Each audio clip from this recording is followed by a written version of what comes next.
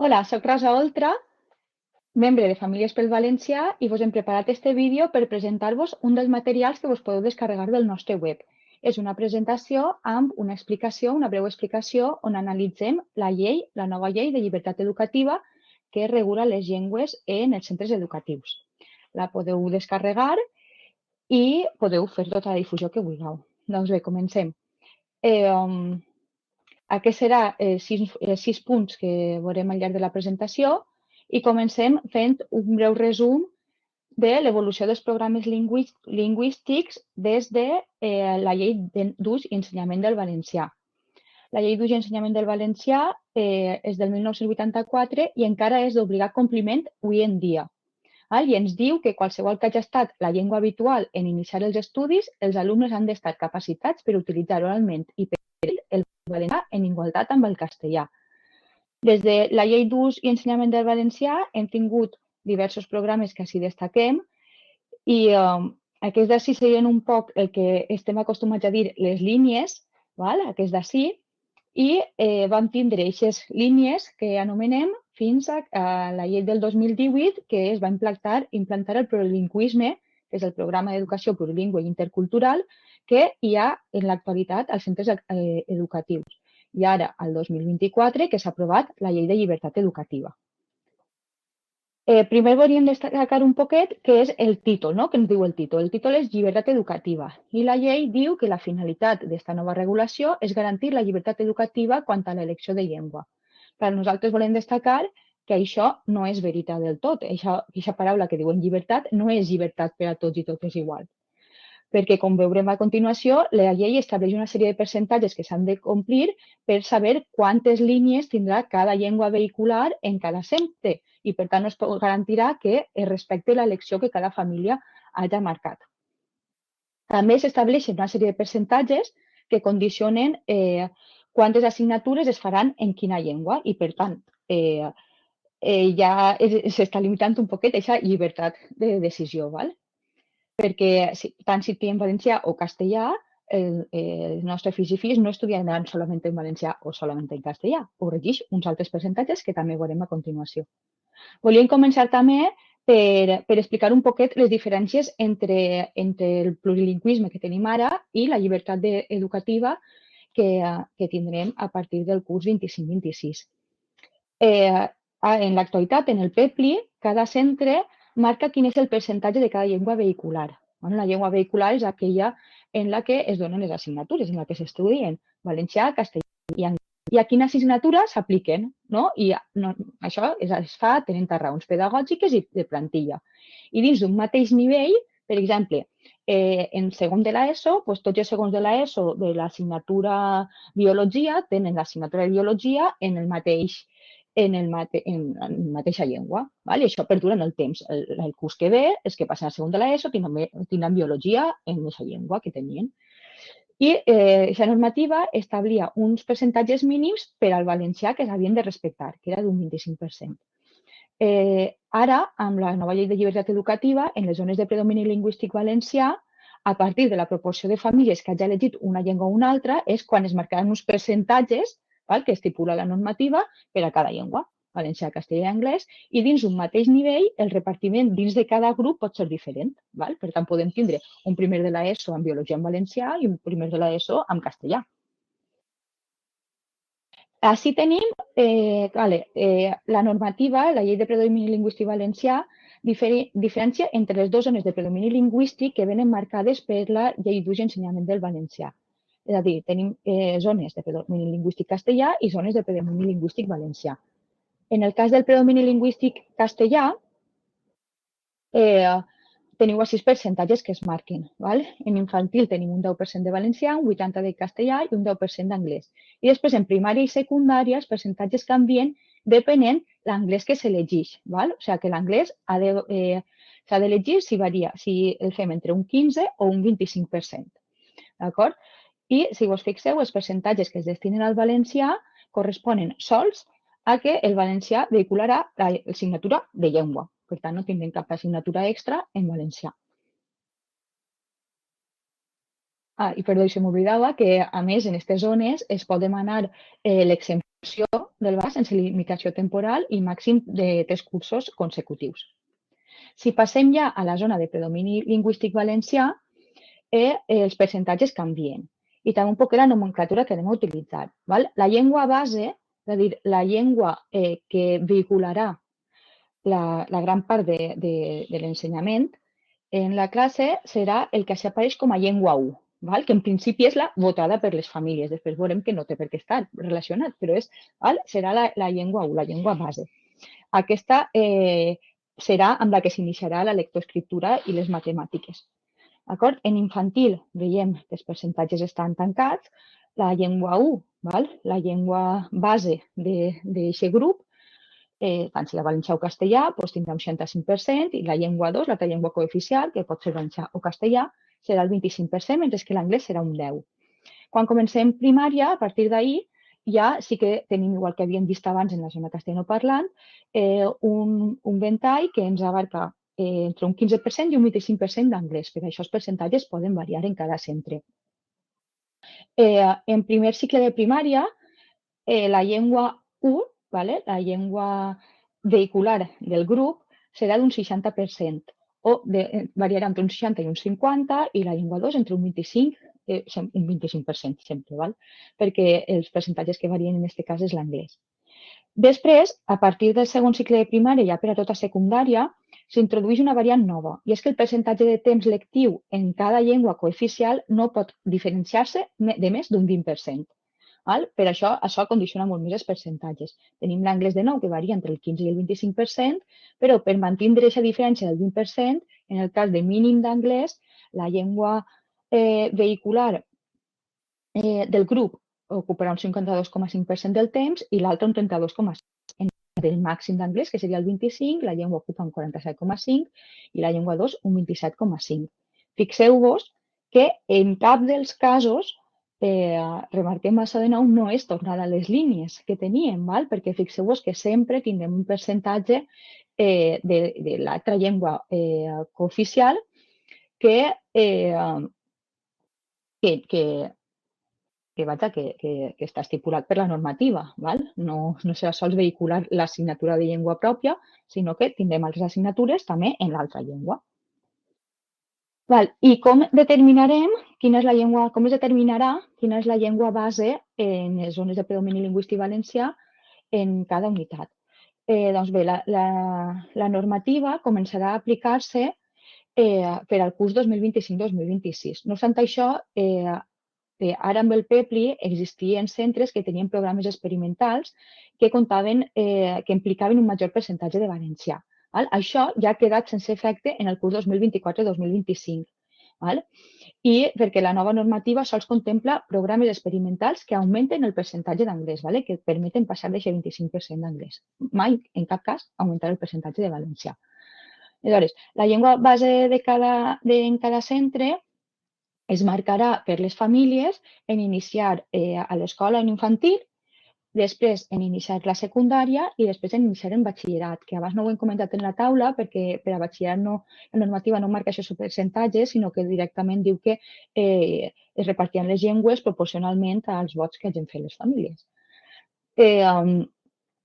D'acord. Clar, què passa? Que si s'actualitza en entrar en infantil, en entrar en secundària, en entrar en batxillerat, les famílies que no han de fer aquest procés d'admissió ara per al curs venent, perquè ja estan en infantil, ja estan en primària, ja estan en secundària, ja estan en batxillerat, com que a partir del 2025 s'ha d'aplicar aquesta normativa ja, es necessita saber quina és l'elecció d'aquestes famílies i, per tant, per això s'ha anunciat que es farà una consulta per a aquelles famílies que ja estan dins la roda, diguen la seva. I així tenim una simulació que hem fet, perquè, com hem dit, el que determinarà quantes unitats aniran en una llengua o aniran en una altra, dins d'un mateix nivell, ho determina els percentatges. En la llei, si aneu a buscar-la, que la llei la podeu trobar també en el nostre web, o podeu consultar també en un vídeo que hem penjat on estan tots els materials en la nostra web, allí podeu trobar la normativa, descarregar-vos-la i llegir-la. Però nosaltres vos hem fet així com una simulació per a veure-ho en xifres, per a que es vegi com més directe. Esta taula està feta considerant una ràtio d'alumnat de 25 persones per aula. Seria el cas de les escoles. En els instituts la ràtio, per exemple, en secundària pujaria a 30, però això ens serviria per a les escoles i per a fer-nos un poc una idea. I si algú necessita un altre cas, vos remetem a la normativa que vos podeu descarregar del web. Com veieu així, hem posat el número d'alumnes. Clar, 25 alumnes vol dir que en aquesta escola sols tindrem una única línia. Sols tindrem un primer de primària, un segon de primària i així. Clar, així el que determina en quina llengua A o B, valencià o castellà, es faran les classes, serà la llengua vehicular i, per tant, serà la llengua 1 en este quadre d'ací, és qui guanya. Si n'hi ha 25 alumnes i 13 han votat llengua A i 12 la llengua B, doncs qui guanya, guanya. D'acord? Després, en el cas de 50 alumnes, és a dir, que tenim dues línies, dos primers, dos segons. En aquest cas, hem posat que tenim 50 alumnes i si els vots són 38 a 12, tenim dues unitats de la llengua A i aquestes 12 famílies. Llibertat, que li l'expliquen on està, perquè no tenen cap unitat en la seva llengua. Clar, però si els vots estan entre 25 i 37 per a una llengua i entre 13 i 24 per a una altra, tenim una aula de cada. I així és important fixar-se en una cosa, perquè si tenim 25 alumnes per aula, aquesta és la ràtio, no podem augmentar, no podem tindre 30 alumnes. I què passa si hi ha 30 famílies que voten la llengua A i només 20 que voten la llengua B? Que tindrem una classe de cada. Però hi haurà 5 persones que, a pesar que la llengua que ha sigut la més votada en aquest curs ha sigut la que les seves famílies han elegit, hi haurà 5 persones que se n'hauran d'anar a la llengua B perquè no caben a la llengua A. I continuant així, doncs així teniu l'exemple per a centres amb 3 línies. Com vos dic, la normativa s'estipula amb moltes més línies amb percentatges que podeu consultar. Bàsicament és això, el que volíem ensenyar-vos de la normativa. I volíem fer una xicoteta reflexió sobre problemes que veiem nosaltres en la normativa, problemes organitzatius. Per un costat està la interacció entre grups amb llengües bases diferents dins d'un mateix nivell. Clar, què hi ha dels desdoblaments de cursos? Fins ara es poden fer desdoblaments perquè tots els grups en el mateix nivell tenen la mateixa llengua base, per tant, tenen les mateixes assignatures en la mateixa llengua. Però què passarà quan això no sigui així? Què passarà amb les activitats extraescolars? O què passarà amb les optatives que moltes vegades es mesclen xiquets i xiquetes? Com es podran compartir recursos entre una aula i una altra si les llengües bases són diferents? I una superimportant que és la xarxa llibres, perquè nosaltres com a famílies ens preocupa molt. La xarxa llibres és el sistema que tenim actualment que ens garanteix la gratuïtat dels llibres de text. Som, propietat de l'escola, dels instituts, i van passant-se d'un alumnat a un altre. Clar, imagineu-vos, si ara tenim, l'assignatura de matemàtiques en valencià en un institut en tercer de l'ESO, tenim 3 tercers de l'ESO que donen matemàtiques en valencià, i ara, a partir del 2025-2026, s'ha fet la votació i s'ha estimat que poden haver passat moltes coses, o que continuen els 3 en valencià, o que els 3 passen a castellà, o que n'hi hagi 2 en valencià i un en castellà, que n'hi hagi 2 en castellà i un en valencià. Clar, les opcions són múltiples, per tant, amb el material que es té, que posseeixen ara centres educatius per la continuïtat d'aquesta xarxa llibres, ja no són suficients, no es poden reutilitzar. Aleshores, ens preocupa molt que a la llarga desaparega això i que tornem a haver de pagar les famílies aquests llibres de text amb la despesa econòmica que això suposa. I així volíem parlar-vos un poquet de les raons per elegir el valencià. A veure, la raó primera que hem citat és un poquet una raó legal. Com vos hem dit, la llei d'ús i ensenyament del valencià és d'obligat compliment encara avui en dia i, com llegíem, diu que qualsevol que hagi estat la llengua habitual en iniciar els estudis, l'alumnat ha d'estar capacitat per utilitzar oralment per escrit el valencià en igualtat al castellà. Clar, recordem que el valencià és una llengua minoritzada front al castellà. Per tant, el seu tractament no pot ser igual. L'escola ha de garantir que això es complesca I per això no pot tractar igual el valencià i el castellà perquè després en la societat no està implantada igual. Aleshores, estudis científics diuen que en una situació de llengua minoritzada la presència a l'escola ha de ser almenys del 50%. Si ho veieu, en l'hora de la zona valencianoparlant, la zona castellanoparlant ja ni parlar-ne, perquè aquestes persones directament se'ls priva el seu dret a competir en igualtat de condicions amb els seus companys i companyes de la resta del territori valencià, no? Perquè la llengua, el valencià desapareix, excepte en l'assignatura de llengua, per tant, mai podran ser igual de competents que la resta, no podran competir al mateix nivell amb ells. I aleshores, bueno, si us fixeu, així hem remarcat que sols obtenim més d'un 50% de temps vehiculat en la llengua 1, sols passa el del 50% si la llengua 1 aconseguim que siga el valencià. Val? Si la llengua base de cada grup aconseguim que siga el valencià. I fins i tot en aquest cas, on tenim el màxim d'anglès, no arribaríem ni al 50%. Per tant, l'única solució que ens garanteix poder arribar a ser competents en el valencià és escollint valencià com a llengua base. Després, d'altres motius en tenim molts. Val? Com haureu vist en el vídeo de la nostra pàgina web, allà en tenim molts de marcats en www.familiespelvalencià.org i també en podeu trobar molts en les nostres xarxes socials. Es podeu buscar en Instagram @famílies_per_valencià i així destaquem algunes. També us hem deixat un link on hi ha accés a un web que no és el nostre, amb unes raons molt ben explicades i que tot el món podem utilitzar i difondre també. Una de les raons és que el valencià és patrimoni de totes, tant de les que parlem valencià com de les que no parlem valencià, de les que som d'origen valencià com de les que no som. És patrimoni de totes les persones que vivim així.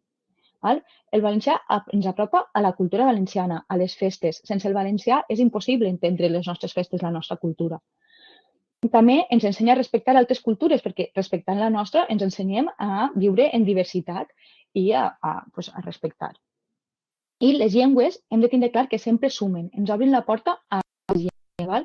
Hi ha estudis que ho diuen que les persones que són bilingües, els processos cognitius en el cervell afavoreixen l'aprenentatge d'altres llengües. I que és molt important també, que el valencià ens obri portes al món laboral.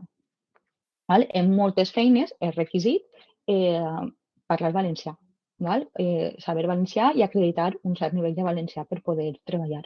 Per tant, seria una pena que nosaltres mateixos privarem els nostres fills i filles d'aquesta oportunitat en un futur ser persones més competents i que puguen competir, diguem, en igualtat de condicions que les altres.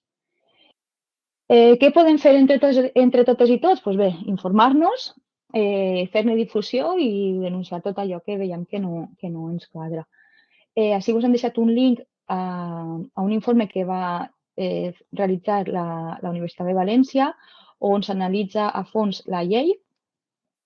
L'informe també el teniu penjat en el nostre web, www.familiespelvalencià.org i us convidem també a mirar-lo perquè allà fan una anàlisi molt exhaustiva. I res, això, us animem a seguir-nos, a visitar les nostres xarxes socials i sobretot entre tots i totes fer xarxa pel valencià. Vinga, gràcies.